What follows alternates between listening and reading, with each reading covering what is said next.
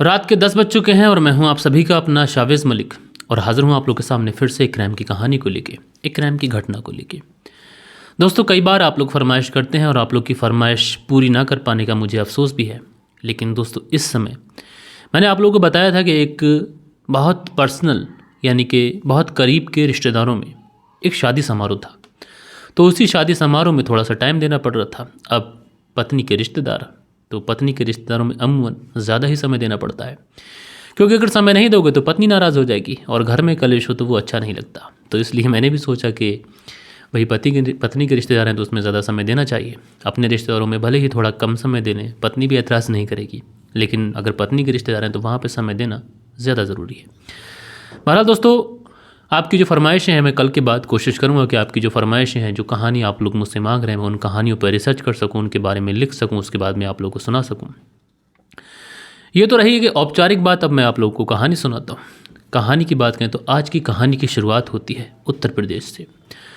उत्तर प्रदेश के राजधानी लखनऊ, और लखनऊ में एक जगह पड़ती है पुराना महानगर।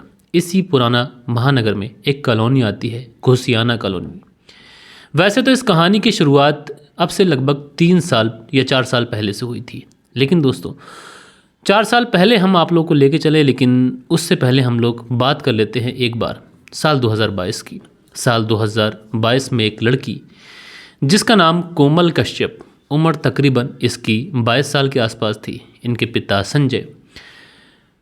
अब कोमल जो थी उसने हाई स्कूल पास कर लिया था, इंटर पास कर लिया था, ग्रेजुएशन की बात आ रही थी। और जो पिता संजय थे वो अपनी बेटी से ये कह रहे थे कि बेटी, तुम जहाँ पर भी पढ़ना चाहो मैं तुम्हें पढ़ाऊँगा, मैं तुम्हें पढ़ा लिखा कर कुछ बनाऊँगा, चाहे उनकी माली हैसियत जो है वो ठीक ना हो।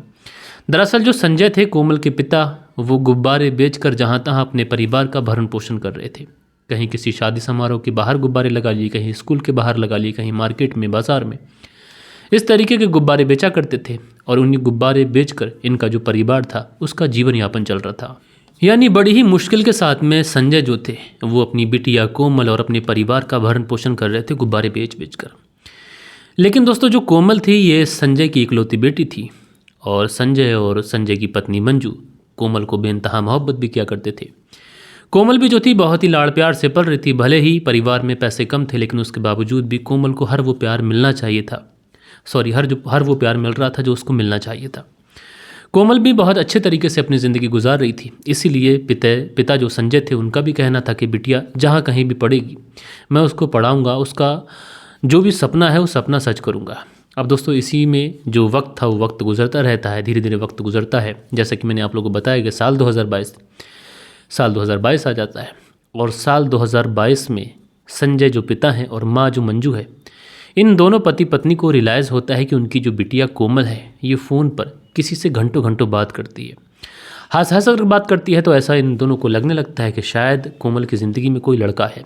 लेकिन शुरुआत में जो माता पिता थे यानी संजय और मंजू थे, वो अपनी बिटिया कोमल के इस बिहेवियर को इग्नोर करते हैं, उसे अवॉइड करते हैं। लेकिन जब 2-1 दिन वो अपनी बिटिया को इस तरीके से फ़ोन पर किसी से बात करता हुआ देख रहे थे, हंस हंस कर बात करता हुआ देख रहे थे, तो इन दोनों को भी रियलाइज़ हो जाता है कि शायद कोमल की ज़िंदगी में कोई बंदा ज़रूर है और शायद कोमल किसी से प्यार करने लगी है। अब दोनों पति पत्नी यानी संजय और मंजू जब अपनी बिटिया को इस तरीके से देखते हैं, अब बिटिया से पूछने की बात आती है। अब चूंकि पिता तो अपनी बेटी से जाकर इस तरीके के बारे में बात नहीं करेगा कि तुम्हारे किसी के साथ में कोई चक्कर है, अफेयर है, या फिर तुम्हारी ज़िंदगी में कोई लड़का है। पिता होता है, उसका अलग एक स्वाभिमान होता है, वो इस तरीके की हल्की बात नहीं कर सकता। लेकिन जो माँ मंजू होती है वो अपनी बिटिया कोमल के पास जाती है, और कोमल के पास जाने के बाद में पूछती है कि बेटा, क्या तुम्हारी ज़िंदगी में कोई लड़का है, तुम किसी से बात करती हो? तो जो लड़की होती है कोमल, वो सकपका जाती है। वो अपनी माँ को घुमाने की कोशिश करती है, कहती है ऐसा कुछ नहीं है माँ, आपको गलतफहमी हुई है। लेकिन जो मंजू थी माँ, उसको तो पूरा यकीन था कि उनकी बेटी की ज़िंदगी में कोई है। इसलिए वो अपनी बेटी से पूछते हैं कि बेटा बता दो अगर कोई बात है, ऐसा कुछ नहीं है कि छुपाने की कोई ज़रूरत है, अगर कोई तुम्हारी ज़िंदगी में है तो बताओ। ऐसा भी नहीं है कि तुमसे मना कर दिया जाएगा या फिर तुम्हारे ऊपर कोई फोर्स किया जाएगा या फिर तुम्हें किसी तरीके से कोई टॉर्चर किया जाएगा। अगर तुम्हारी ज़िंदगी में कोई लड़का है तो बता दो, क्योंकि अगर तुम बता दोगी तो फिर चीज़ें जो है वो आसान हो जाएंगी, क्योंकि तुम हमारी इकलौती बेटी हो और हमने तुम्हें हमेशा बहुत प्यार से पाला है। जो तुमने मांगा है वो तुम्हें दिया है। तुमने जहाँ पढ़ने को बोला है हमने पढ़ाया है। तुम हमारी इकलौती संतान हो, तो तुम्हारी पसंद का, तुम्हारी नापसंद का हमें भरपूर ख्याल है। हम चाहते हैं कि तुम सारी ज़िंदगी खुश रहो, और अगर तुम्हें कोई लड़का पसंद होगा तो तुम्हारी पसंद से ही तुम्हारी शादी कर देंगे, क्योंकि शादी तो तुमको ही करनी है, ज़िंदगी तुमको ही बितानी है। तो हमारे लिए भी ये बेहतर होगा कि हम तुम्हारी पसंद के लड़के से तुम्हारी शादी कर दें। यानी ये जो माँ मंजू थी वो अपनी बिटिया कोमल का एक तरीके से भरोसा जीतती है, और उसके बाद में जब कोमल देखती है कि माँ जो है वो मेरी इतनी बातें समझ रही है, मेरा इतना ज़्यादा ख्याल रख रही है, तो उसके बाद में आखिरकार कोमल जो थी अपनी माँ के सामने कबूल करती है और कहती है कि हाँ, मैं एक लड़के से प्यार करती हूँ। अब माँ अपनी बेटी के मुंह से जब ये सुनती है कि हाँ उसे एक लड़का पसंद है और वो किसी से प्यार करने लगी है, तो उसके बाद में जो माँ मंजू होती है वो कहती है ठीक है, तुम्हें लड़का पसंद है, लेकिन ये बताओ कि वो कहाँ रहता है, उसका क्या नाम है। तो जो बिटिया कोमल होती है ये बताती है कि माँ उसका नाम राहुल है और पास में ही रहने वाला है, पास का ही रहने वाला है, जो कुर्सी रोड है यहीं पर इसकी एक इलेक्ट्रॉनिक की दुकान है, ये उसी इलेक्ट्रॉनिक की दुकान पर बैठता है। काफ़ी समय हो गया उससे पहले मेरी उससे मुलाकात हुई थी, उसके बाद में हम दोनों के बीच में नज़दीकी है, अपनी दोनों एक दूसरे को पसंद करने लगे हैं और दोनों एक दूसरे से शादी करना भी चाहते हैं। अब माँ जब इस तरीके की बातें सुनती है तो माँ जो थी अंदर अंदर बहुत ज़्यादा खुश भी होती है। माँ को लगता है कि चलो ठीक है, इकलौती संतान है, उसने अपनी पसंद से अगर शादी करने का प्लान बनाया है तो हम उसकी मदद करेंगे। उसके बाद में जो माँ होती है यानी जो मंजू होती है ये अपने पति संजय को सारी बात बताती है कि इस तरीके से बिटिया को एक लड़का पसंद है, उसका नाम राहुल है, कुर्सी रोड पर उसकी एक इलेक्ट्रॉनिक गैजेट की दुकान है, वहीं पर बैठता है। तो जो पिता होते हैं संजय वो भी कहते हैं ठीक है, अगर बिटिया को कोई लड़का पसंद है तो उसकी मर्जी से ही हम उसकी शादी करा देंगे। अब इस तरीके से जब पिता और माँ के द्वारा जब बेटी कोमल को ये पता लगता है कि माँ भी तैयार है शादी के लिए, पिता भी तैयार है, यानी संजय और मंजू दोनों पत्नी पत्नी जो थे वो तैयार हैं बिटिया की शादी के लिए, तो कोमल भी बहुत ज़्यादा खुश हो जाती है। इसके बारे में कोमल जो थी वो अपने बॉयफ्रेंड राहुल को बताती है कि किस तरीके से उसके घर वालों को पता चल गया, लेकिन उसके बावजूद भी उसके जो घर वाले हैं ये राहुल से शादी करने के लिए मान गए। अब जब राहुल ये बात सुनता है तो बहुत ज़्यादा खुश हो जाता है। अब बहुत ही ज़ोर शोर से शादी की तैयारियां चलने लगती हैं। लेकिन इसके बाद में जो कोमल के पिता होते हैं संजय, वो राहुल से मिलते हैं और राहुल से मिलने के बाद में कहते हैं कि तुम अपने घर वालों के बारे में बताओ, तुम कहाँ के रहने वाले हो, क्या बात है। तो जो राहुल है ये बताता है कि दरअसल उसका जो परिवार है ये रायबरेली का रहने वाला है और वो इस दुकान पर बैठता है, इसी दुकान से उसका गुजारा होता है। अब कहने के तो जो संजय थे लड़की के पिता वो भी कोई इतने ज़्यादा अमीर नहीं थे, बस गुब्बारे बेच कर ही महज अपना गुजारा चला रहे थे। अब ऐसे में एक इलेक्ट्रॉनिक की दुकान तो ये उनके लिए एक बड़ा बिजनेस था, तो वो भी शादी के लिए मान जाते हैं, तैयार हो जाते हैं। लेकिन उसके बावजूद भी वो कहते हैं कि देखो शादी तुम्हारी वजह से और सिर्फ तुम्हारे कहने से नहीं की जा सकती। शादी एक बहुत बड़ा सौदा होता है, तो बेहतर यही होगा तुम अपने घर वालों से भी मुलाकात कर पाओ, अपने घर वालों से भी बात करवाओ। उसके बाद में जो संजय होते हैं ये इस राहुल के घर वालों से बात करते हैं। बात करने के बाद में उनसे मिलने के लिए उनके घर पे पहुंचते हैं, बाकायदा रिश्ता देखने के लिए, बिटिया का रिश्ता देखने के लिए घर पर पहुंचते हैं, रिश्ता देखते हैं, उसके बाद में वापस आ जाते हैं। उसके बाद में जो राहुल होता है एक दिन कोमल को फ़ोन करता है और फ़ोन करने के बाद में कहता है कि तुम्हारे जो पिताजी थे वो हमारे घर आए थे, हमारे माता पिता से मिले थे और मेरे जो घर वाले हैं तुम्हारे पिताजी से काफ़ी ज़्यादा इम्प्रेस भी हुए हैं, काफ़ी ज़्यादा उन्हें वो पसंद भी आ गए हैं, लिहाजा जो मेरे घर वाले हैं वो भी शादी के लिए मान गए हैं। अब इधर जो लड़की के परिवार वाले थे ये भी राज़ी थे, उधर लड़के के परिवार वाले भी राज़ी हो चुके थे। अब दोनों ही परिवार वाले राज़ी थे, तो ऐसे में अब कोई अड़चन आनी भी नहीं चाहिए थी। इधर जो लड़का लड़की होते हैं ये भी बहुत ज़्यादा खुश होने लगते हैं। अब उसके बाद में चूँकि ये जो बात कर रहा हूँ ये ठंडी के महीने की बात कर रहा हूँ, तो उस समय ठंड चल रही थी। तो उसके बाद में जो राहुल होता है एक दिन कोमल से बोलता है कि कोमल तुम्हें याद है कि हम पहली बार कब मिले थे। तो कोमल कहती है कि ये भी कोई भूलने की बात है, मुझे बहुत अच्छे से याद है कि हम लोग जब पहली बार मिले थे तो वो 11 मई साल 2020 का दिन था, यानी 11 मई साल 2020 को हम लोग पहली बार मिले थे। तो जो राहुल होता है वो कहता है कि जो 11 मई साल 2020 को हम लोग मिले थे, तो जो 11 मई की डेट है क्यों ना हम लोग इसी 11 मई की डेट को ही शादी करें, क्योंकि ये जो डेट है पहली बार हम लोग मिले थे और इसी डेट में हम लोग शादी कर लेंगे। तो ये जो 11 मई वाली डेट होगी ये हमारे लिए यादगार हो जाएगी और इसी बहाने हम लोग इस डेट को हमेशा सेलिब्रेट कर लिया करेंगे। अब जैसे ही कोमल राहुल के मुंह से ये बातें सुनती है तो कोमल बहुत ज़्यादा खुश हो जाती है। कोमल को लगता है कि राहुल कितना ज़्यादा केयरिंग है, उसका कितना ज़्यादा ख्याल रख रहा है, वो उस तारीख तक को याद रख रहा है कि जिस दिन हम पहली बार मिले थे।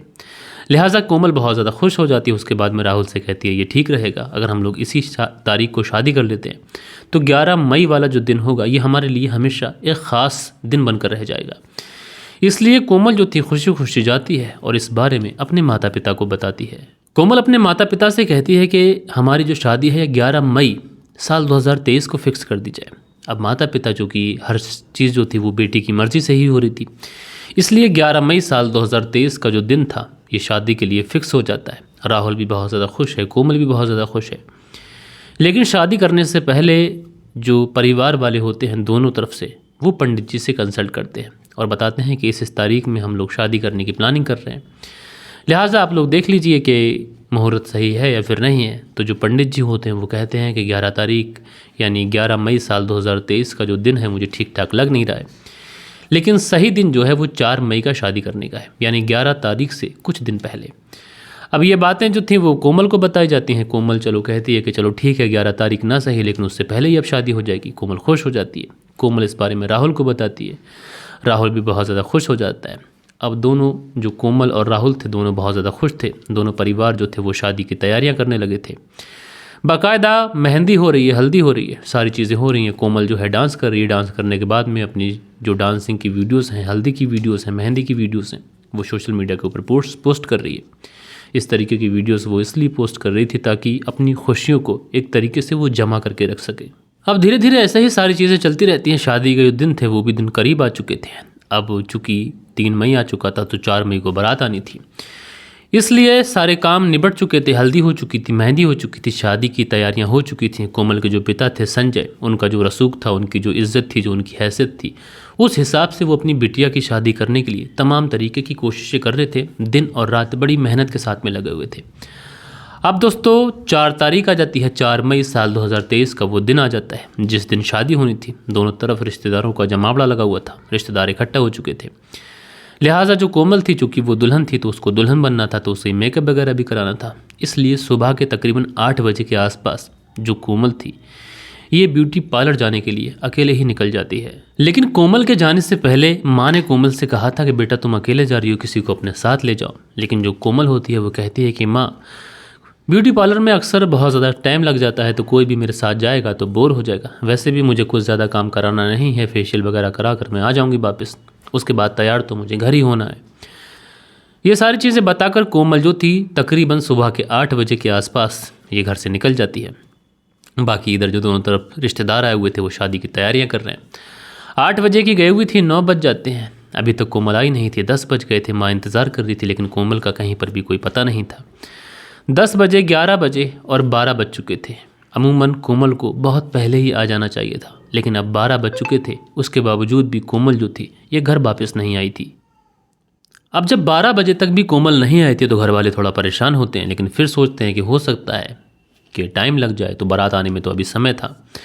लिहाजा 12 से 1 बज चुका था, 2 बज चुके थे, 3 बज चुके थे, 4 बजे का समय हो चुका था। बारात बस आने ही वाली थी। घर परिवार वालों की जो टेंशन थी ये बढ़ चुकी थी। अब घर वाले ये पता लगाने की कोशिश करते हैं कि कोमल अपने साथ में मोबाइल फ़ोन लेकर गई है या फिर नहीं गई है। अब जैसे ही कोमल का मोबाइल नंबर डायल किया जाता है तो मोबाइल नंबर स्विच ऑफ बताता है। अब परिवार वालों की जो परेशानी थी ये बढ़ चुकी थी। परिवार वाले सोच रहे हैं ये क्या हो गया, कोमल कहाँ चलेगी बिना बताए। अब ये पता करने की कोशिश करते हैं कि यहाँ आसपास में कितने ब्यूटी पार्लर हैं और किन ब्यूटी पार्लर पर कोमल जो थी वो अपना मेकअप कराने के लिए जा सकती थी। लिहाजा घर वाले जो थे अब वो उन ब्यूटी पार्लर के पास जाते हैं। अब जब उन ब्यूटी पार्लर की शॉप पर जब घर वाले पहुंचते हैं तो जो ब्यूटी पार्लर के लोग होते हैं वो बताते हैं कि कोमल तो आज यहाँ आई ही नहीं है। अब जैसे ही घर वाले ये बातें सुनते हैं ब्यूटी पार्लर की तरफ से कि कोमल यहाँ पर आई नहीं है, घर वालों की रूह फना हो जाती है। अब घर वालों के जहन में तरह तरीके के सवालात आने लगते हैं, तरह तरीके की चीज़ें जो होती हैं वो उनके जहन में कौंधने लगती हैं। घर वालों को ये लगता है कि शायद कोमल किसी के साथ भाग गई है। अब उसके बाद में डरते डराते परिवार के जो कुछ लोग होते हैं वो राहुल को फ़ोन करते हैं। राहुल को फ़ोन करने के बाद में पूछते हैं क्या तुम्हें कोमल के बारे में पता है कि कोमल कहाँ गई है, क्योंकि लव मैरिज ये शादी हो रही थी। अब जैसे ही ये बात राहुल सुनता है तो राहुल कहता है कि मुझे तो नहीं पता कोमल कहाँ गई है। तो उसके बाद में घर वाले सारी बात बताते हैं कि कोमल इस तरीके से आई थी, न जाने कहाँ चली गई है, सुबह से अब तक घर नहीं पहुँची है। तो जो राहुल होता है जब ये बात सुनता है उसे बहुत ज़्यादा शौक भी लगता है। उसके बाद में राहुल कहता है कि जब कोमल ही वहाँ पर नहीं है तो फिर बारात लाने का क्या फ़ायदा है। लिहाजा इतनी बात कहकर जो राहुल था वो फ़ोन कट कर देता है। इधर रात के 8 बज चुके थे, अभी तक कोमल का कहीं पर भी कोई पता नहीं था। इधर गांव के जो लोग थे अब इस व्यक्ति जिसका नाम मैंने आप लोग को बताया था संजय, इसके घर पर जमा होने लगते हैं क्योंकि शादी का घर है, सब तमाम तरीके की तैयारियां हो चुकी हैं। दुल्हन जो है वो घर से गायब है। लिहाजा संजय और उसकी पत्नी मंजू, बाकी के कुछ अन्य रिश्तेदार डरते डराते अब पुलिस थाने पहुंचते हैं और पुलिस थाने पहुंचने के बाद में कोमल की गुमशुदगी की रिपोर्ट दर्ज कराते हैं। अब जैसे ही घर वाले पुलिस वालों के सामने पूरी कंप्लेंट लिखवाते हैं तो उसके बाद में पुलिस वाले, जैसा कि मैंने आप लोग को बताया कि अगर 15 से 16 साल की लड़की या फिर 35 से 36 साल की महिला के बीच में, यानी 35 से 36 साल इधर 15 से 16 साल, इस उम्र की बीच की अगर कोई लड़की कोई लड़का अचानक से कहीं गायब हो जाता है तो पुलिस वालों का जो पहला जहन होता है वो यहीं जाता है कि हो सकता है किसी से लव अफेयर हो, उसके साथ फरार हो गई हो।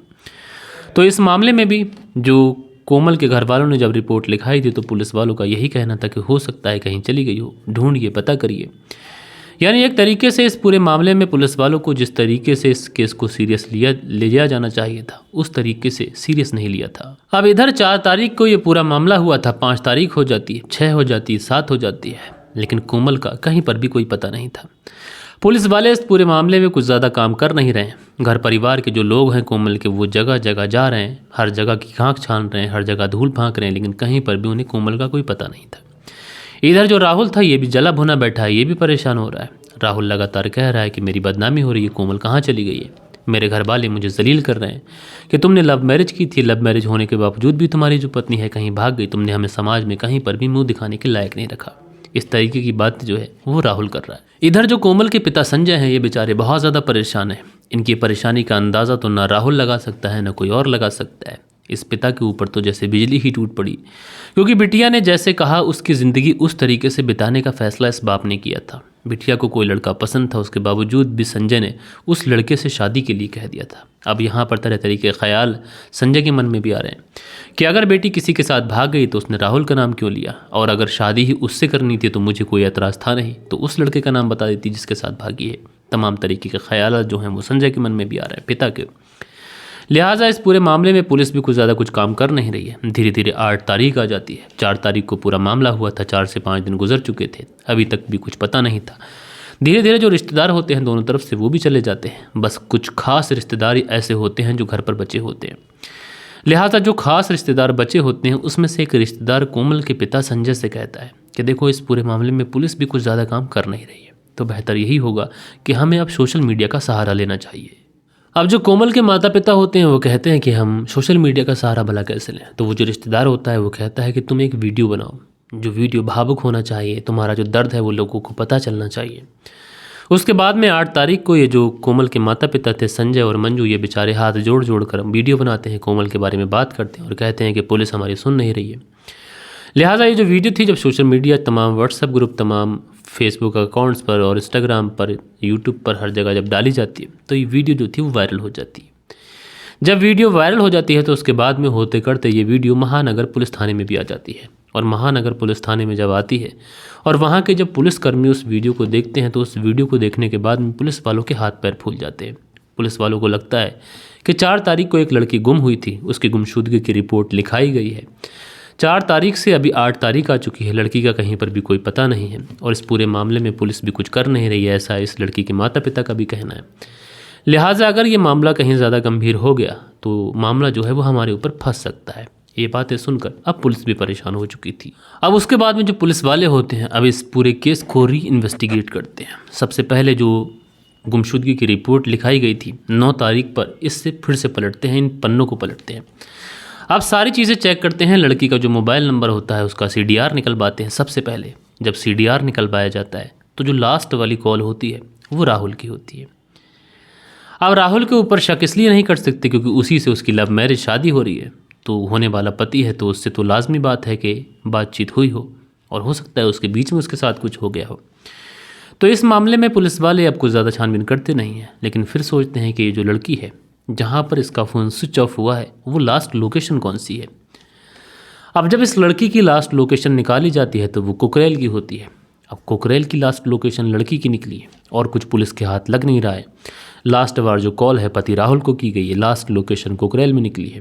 लिहाजा पुलिस वाले सोचते हैं कि लास्ट बार इसने राहुल को ही कॉल की थी, इसलिए एक बार जिस समय लड़की की लास्ट लोकेशन कुकरेल में थी उसी समय राहुल की लोकेशन कहाँ पर थी, एक बार इसको चेक कर लेते हैं। अब दोस्तों सेम समय पर सेम डेट पर जब पुलिस वाले राहुल की लोकेशन को चेक करते हैं तो पुलिस वाले पाते हैं कि जिस समय पर इस कोमल की लास्ट लोकेशन कुकरेल में थी, उसी समय राहुल की जो लास्ट लोकेशन थी ये भी कुकरेल में थी। अब जब सारी चीज़ें पुलिस वाले देखते हैं तो उसके बाद में सीधा राहुल के पास पहुंचते हैं। राहुल के पास पहुंचने के बाद में राहुल को उठाते हैं। उठाने के बाद में इसे पुलिस थाने लेके आते हैं। आप पुलिस थाने लाने के बाद में राहुल से पूछताछ करते हैं और इससे जब पूछताछ करते हैं तो जो राहुल था ये शुरुआत में तो पुलिस के सामने तमाम तरीके की आनाकानी करता है, तमाम तरीके से पुलिस को गुमराह करने की कोशिश करता है। जो कुछ भी इससे बातें आ पा रही थी गोल गोल, ये पुलिस को घुमाने की भरपूर कोशिश करता है। लेकिन दोस्तों राहुल जो था वो पुलिस के सामने कितना शातिर बन ले वो बन नहीं पा रहा था। पुलिस को तो सारी चीज़ें पता चल चुकी थी, लिहाजा जो पुलिस थी अब राहुल के ऊपर सख्ती दिखाती है। और दोस्तों जब पुलिस राहुल के ऊपर सख्ती दिखाती है तो जो राहुल होता है ये पुलिस के सामने टूटता है और टूटने के बाद में जो कहानी सुनाता है उस कहानी के हिसाब से हमें चलना पड़ेगा 3 साल पहले। दरअसल 3 साल पहले कोमल जो थी किसी दुकान पर कुछ ख़रीदने के लिए पहुंचती है और इत्तेफाक से जिस दुकान पर कुछ ख़रीदने के लिए वो गई थी उस दुकान का मालिक जो था वो राहुल था। अब सामान निकालने से पैसे लेने तक कम से कम 20-25 मिनट का समय लगना था। तो इसी 20-25 मिनट में कोमल और राहुल दोनों एक दूसरे से हंस हंस कर बात करते हैं। उसके बाद में कोमल जो थी वो अपना सामान लेती है। सामान लेने के बाद में पैसे वगैरह देती है, उसके बाद में चलने लगती है। तो उसी समय राहुल जो था वो कोमल को रोकता है और रोकने के बाद में कहता है कि दरअसल मैं तुमसे कुछ बात करना चाह रहा था, लेकिन अब तुम चली जाओगी और तुमसे कब मुलाकात होगी कुछ नहीं पता, इसलिए बेहतर यही होगा तुम अपना कॉन्टैक्ट नंबर मुझे दे दो ताकि मुझे तुमसे जो बात करनी है मैं तुम्हारे कॉन्टैक्ट नंबर पर कर सकूँ। लेकिन जो कोमल थी ये नंबर देने से साफ तौर पे इनकार कर देती है। कहती है कि नंबर तो मैं तुम्हें नहीं दे सकती, लेकिन हाँ इतना कर सकती हूँ कि हम लोग फेसबुक फ्रेंड बन सकते हैं और जो तुम्हें बात करनी है वो मुझसे फेसबुक पर कर लेना। उसके बाद में ये दोनों एक दूसरे के साथ में अपनी आईडी वगैरह शेयर करते हैं। उसके बाद में ऐड फ्रेंड करते हैं, ऐड फ्रेंड हो जाते हैं। उसके बाद में जो कोमल थी वहाँ से चली जाती है। उसके बाद में जो राहुल था कोमल को हाय का मैसेज करता है। अब दोनों की इस बीच में बातचीत शुरू हो जाती है। धीरे धीरे बातचीत शुरू होती है। उसके बाद में नंबर भी एक्सचेंज हो जाता है क्योंकि दोस्ती होती है और दोस्ती इनकी प्यार में बदल चुकी थी। अब धीरे धीरे जब प्यार इनका परवान चढ़ा तो उसके बाद में जो राहुल होता है ये कोमल से कहता है कि मुझे तुम्हें मिलना है। उसके बाद में कोमल कहती है कहाँ मिलना चाहते हो? तो राहुल कहता है कि हम लोग मिल लेते हैं कुकरेल में। उसके बाद में जो कोमल थी, कहा यह जाता है कि पहली बार कोमल और राहुल कुकरेल में ही मिले थे। कुकरेल में मिलते हैं, उसके बाद में दोनों एक दूसरे के साथ में टाइम बिताते हैं। उसके बाद में जो चीज़ें थी आगे बढ़ती रहती हैं और यहाँ तक सुनने को मिला कि कोमल और राहुल दोनों एक दूसरे के साथ में लिव इन में भी रहने लगे थे। उसके बाद में दोनों एक दूसरे के साथ में लिव इन में रहते हैं। अब जो राहुल को जो कुछ कोमल से चाहिए था वो सब कुछ मिल चुका था उसे। उसकी जो बेसिक्स नीड्स थी वो पूरी हो चुकी थी। दोनों एक दूसरे के साथ में इंटीमेट हो चुके थे, लिहाजा उसकी जो ज़रूरतें थीं, जो ख्वाहिशें थीं वो अब भर चुकी थीं। लेकिन जो कोमल थी ये राहुल से शादी करना चाहती थी। राहुल का कुछ खासा मन था नहीं शादी करने के लिए। इधर कोमल के माता पिता भी शादी के लिए मान चुके थे क्योंकि वो बिटिया की खुशी के लिए ही जी रहे थे। इधर जो राहुल थे उसका मन था नहीं शादी करने के लिए, लेकिन कोमल का जो कॉन्फिडेंट था उस कॉन्फिडेंस के आगे वो बोल नहीं पा रहा था। इसी वजह से झूठ झूठ उसने कह दिया था कि उसके परिवार वाले भी राज़ी हैं। दरअसल जो राहुल के परिवार वाले थे वो शादी के लिए बिल्कुल भी राज़ी नहीं थे। राहुल के परिवार वालों ने साफ तौर से कह दिया था कि हम ऐसी लड़की से तुम्हारी शादी नहीं कर सकते जो लड़की खुलकर अपने माता पिता से अपनी लव मैरिज के बारे में बात कर रही है। ऐसे लोग हमारे ख़ानदान में, हमारी रिश्तेदारी में, हमारे रिलेशन में नहीं हो सकते। लिहाजा उसके बाद में जो राहुल होता है झूठ झूठ से जाकर बोल देता है कि ठीक है मेरे पिता भी राज़ी हैं, मेरी माँ भी राज़ी है, बाकी के रिश्तेदार भी राज़ी हैं, मैं भी राज़ी हूँ। उसके बाद में होना क्या था, शादी के कार्ड से लेके दावतों से लेके हल्दी मेहंदी ये सारी चीज़ें बहुत तेज़ी के साथ में हो जाती हैं। उसके बाद में जो राहुल था ये एक प्लानिंग करता है। प्लानिंग के तहत इसकी प्लानिंग यही थी कि कोमल को यही लगना चाहिए कि मैं उससे शादी करने वाला हूँ, लेकिन कोमल को ही रास्ते से हटाना पड़ेगा। उसके बाद में ये प्लान के मुताबिक जनवरी के महीने में ही कोमल को एक बार फिर से कुकरेल मिलने के लिए बुलाता है। कुकरेल में जब बुलाता है उसकी हत्या करने ही वाला होता है कि उसी समय वहाँ पर कोई आ जाता है। यानी पहला अटैम्प्ट जो राहुल करता है वो जनवरी के महीने में करता है, लेकिन उस समय वो हत्या कर नहीं पाता है। उसके बाद दूसरा अटैम्प्ट करता है, तीसरा अटैम्प्ट करता है, लेकिन तीनों ही अटैम्प्ट उसके खाली जाते हैं। कभी कोई आ जाता है तो कभी कुछ ऐसा माहौल बन जाता है कि वो नहीं कर पाता। कभी ऐसा होता कि कोमल अपने घर पे बता के आई होती है कि मैं राहुल से मिलने जा रही हूँ, तरह तरीके की चीज़ें। लेकिन उसके बाद में जब बिल्कुल शादी बिल्कुल सिर पे आ जाती है तो शादी वाले दिन ही जो राहुल था वो कोमल को कॉल करता है और कोमल को कॉल करने के बाद में कहता है कि एक बार हम लोग प्रेमी और प्रेमिकाओं की तरह मिल सकते हैं। तो कोमल जो थी वो तैयार हो जाती है, लेकिन इस बार राहुल कहता है कि तुम्हें किसी को बताकर नहीं आना है, बल्कि चुपके से मुझसे मिलने के लिए आना है। कोमल वैसा ही करती है, घर पर बिना बताए मेकअप का बहाना करके उससे मिलने के लिए पहुंच जाती है कुकरेल में। जब उससे मिलने के लिए पहुंचती है तो वहाँ पर राहुल जो था उसी के दुपट्टे से उसका गला दबाकर उसकी हत्या करता है। उसके बाद में उसकी डेड बॉडी को वहीं पर फेंक कर वापस आ जाता है। जैसे ही पुलिस के सामने राहुल ये सारी बातें बताता है, पुलिस दौड़कर भागकर कुकरेल पहुंचती है। अब चूंकि 6 से 7 दिन गुजर चुके थे, डेड बॉडी बरामद की जाती है। डेड बॉडी की हालत ऐसी थी कि देखी नहीं जा रही थी, काफ़ी ज़्यादा पुरानी हो चुकी थी। उसके बाद में पुलिस वाले जैसे तैसे करके उस डेड बॉडी का पोस्टमार्टम कराते हैं, परिवार वालों को डेड बॉडी सौंपते हैं। ज़रा ध्यान दीजिए दोस्तों कि एक घर में शादी का माहौल है। उस घर से एक लड़की की डोली निकलनी थी, लेकिन अब उस घर से एक लड़की की अर्थी निकली थी, वो भी उसी प्रेमी के द्वारा कत्ल किया गया था जिससे वो शादी करने वाली थी। जब लड़की के पिता संजय ने जब ये देखा कि उसकी बेटी की हत्या कर दी गई है तो उन्होंने एक बहुत मार्मिक और भावुक सी बात कही। उन्होंने कही कि तुम्हें अगर मेरी बिटिया से शादी नहीं करनी थी तो तुम ना करते, लेकिन कम से कम मेरे जिगर के टुकड़े को जिंदा तो छोड़ देते। मैंने बहुत ही नाजों से पाला था उसको। लेकिन दोस्तों कहीं ना कहीं इस सारे मामले में मैं कोमल को भी थोड़ा जिम्मेदार मानता हूँ, चाहे लड़का हो या फिर लड़की। अगर कोई पार्टनर तुमसे शादी करने में उतनी रुचि नहीं दिखा रहा है जितनी आप दिखा रहे हैं, तो फिर उससे शादी करना बेकार है।